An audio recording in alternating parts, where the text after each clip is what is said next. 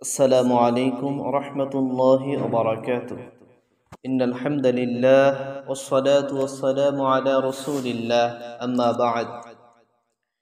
أعوذ بالله من الشيطان الرجيم. بسم الله الرحمن الرحيم.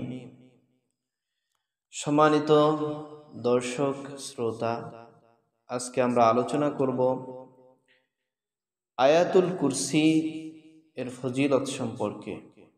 যে আয়াতকে কোরআনের চূড়া বলা হয়, সর্বোচ্চ মর্যাদাপূর্ণ আয়াত বলা হয়, যে আয়াত তেলাওয়াতে অসংখ্য অগণিত ফজিলত রয়েছে। আপনার দৈনন্দিন জীবনে, আপনার ব্যবসায়িক ক্ষেত্রে, পারিবারিক জীবনে, সমস্ত জায়গায় এবং রুকিয়া রয়েছে। জিন ভূতের আসর থেকে যে আয়াতের মাধ্যমে হেফাজত থাকে মানুষ। সর্বপ্রথম আমরা আয়াতুল কুরসি সহি শুদ্ধভাবে তেলাওয়াত করি। আউযু বিল্লাহি মিনাশ শাইতানির রাজীম। বিসমিল্লাহির রহমানির রহিম।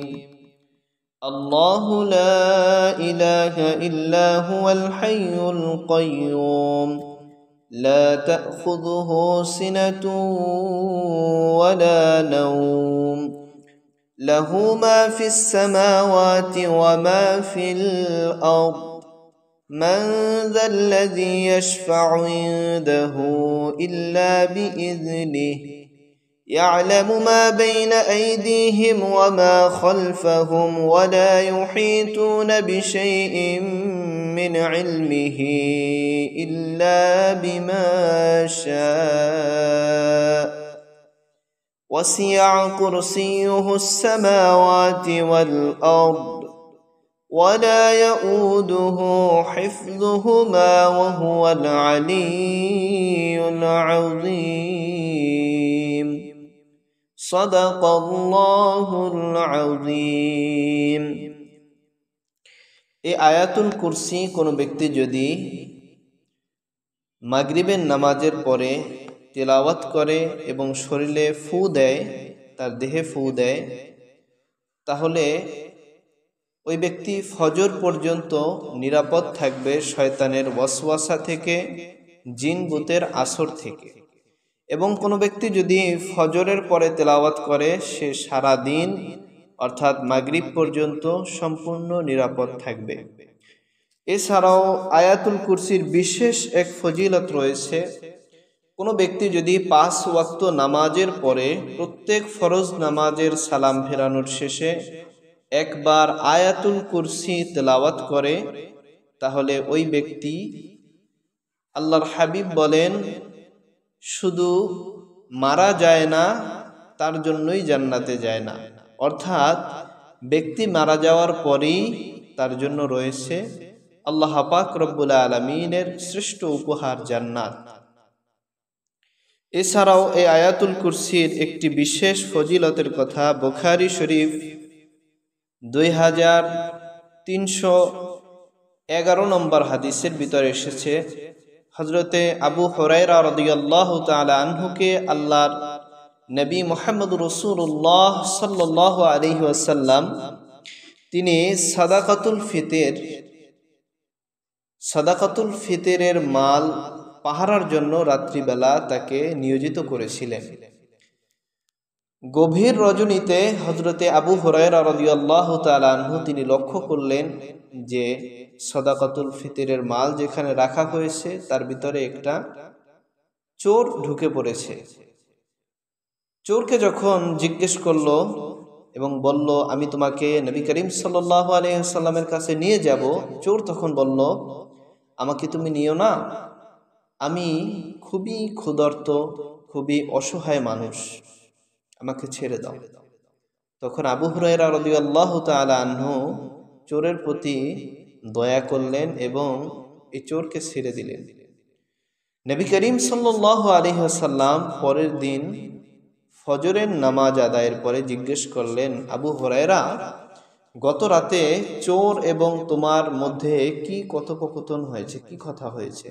তখন হযরত আবু হুরায়রা রাদিয়াল্লাহু তাআলা আনহু বললেন, ইয়া রাসূলুল্লাহ, ইয়া হাবিবাল্লাহ, চোর আমাকে বলেছে সে খুবই অসহায় মানুষ, খুবই দরিদ্র মানুষ, সে ক্ষুধার যন্ত্রণায় এই মালের ভিতরে হাত দিয়েছে। আল্লাহ নবী বললেন, আবু হুরায়রা, আজকেও ওই চোরটা আসবে। এবার আবু হুরায়রা রাদিয়াল্লাহু তাআলা আনহু বললেন, ইয়া রাসূলুল্লাহ, ইয়া হাবিবাল্লাহ, আজকে যদি চোর আসে অবশ্যই চোরকে ধরে আপনার কাছে নিয়ে আসব। ঠিক আজকেও চোর চলে আসলো। তিনি ধরলেন এবং বললেন যে আমি তোমাকে নবী করিম সাল্লাল্লাহু আলাইহি সাল্লামের কাছে নিয়ে যাব। চোর বলল, ভাই আমি খুবই অসহায় মানুষ। তার অনুনয় বিনয় দেখে আজকেও আবু হুরায়রা রাদিয়াল্লাহু তাআলা আনহু চোরকে ছেড়ে দিলেন। এবার তৃতীয় দিনও চোর আসলো। এবার আবু হুরায়রা রাদিয়াল্লাহু তাআলা আনহু সিদ্ধান্ত নিলেন, আজকে চোরকে ছেড়ে দিব না, নবীজির কাছে অবশ্যই নিয়ে যাব। তখন চোর আবু হুরায়রা রাদিয়াল্লাহু তাআলা আনহুকে বললেন, আবু হুরায়রা, তুমি আমাকে ছেড়ে দাও, বিনিময়ে তোমাকে আমি একটি গুরুত্বপূর্ণ আমল শিক্ষা দিব, যে আমলটা করলে সারা রাত্র তোমার মাল আল্লাহর পক্ষ থেকে একজন ফেরেশতা পাহারা দিবে। সুবহানাল্লাহ। সে আমলটি হলো আয়াতুল কুরসি।